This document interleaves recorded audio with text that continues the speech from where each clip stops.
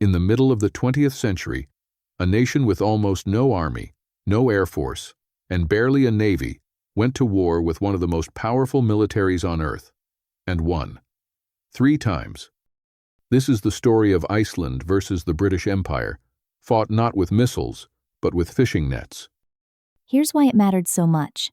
Iceland is a volcanic rock in the North Atlantic with almost no farmland and no industry to speak of. For most of the 20th century, fish wasn't just an export for Iceland, it was close to the entire economy.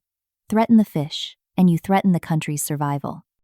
Britain, meanwhile, had fished those same North Atlantic waters for generations.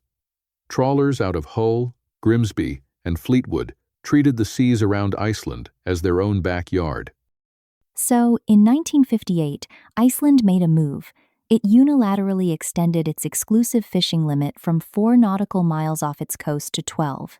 Overnight, waters that British trawlers had fished freely for decades became, in Iceland's eyes, off-limits. Britain didn't recognize the claim. Its trawlers kept fishing inside the new line, escorted, eventually, by Royal Navy warships. This was the First Cod War. Iceland's Coast Guard had a handful of small patrol vessels. The Royal Navy had frigates. On paper, it wasn't close.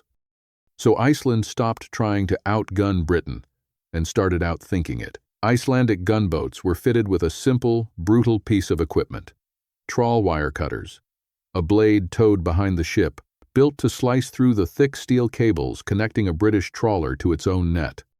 No one got hurt. But a trawler that lost its net lost its entire catch, and hours of costly gear in seconds. Over and over, Icelandic gunboats slipped past the Royal Navy's escorts and cut British trawls loose. It was cheap, it was legal in Iceland's eyes, and it worked. By 1972, Iceland pushed the limit again, from 12 miles to 50, the Second Cod War. British and Icelandic vessels collided dozens of times during these years, ships deliberately bumping one another at sea. In 1973, an Icelandic engineer was killed during one of these collisions, the only life lost in the entire conflict. And here's the part that should have been impossible. Iceland had no way to win this militarily.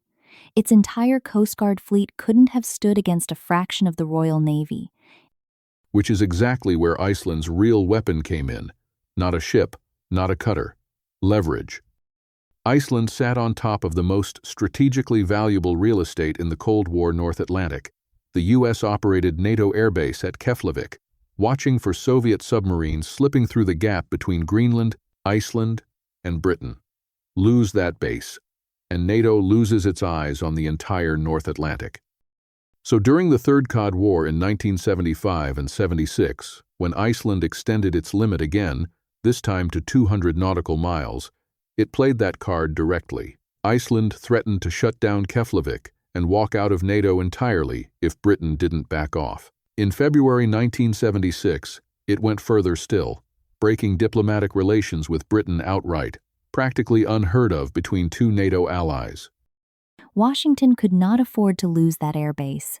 NATO's Secretary General personally stepped in to broker a deal, and in June 1976, Britain folded, agreeing to limit its trawlers to a small handful of vessels inside Iceland's 200-mile zone.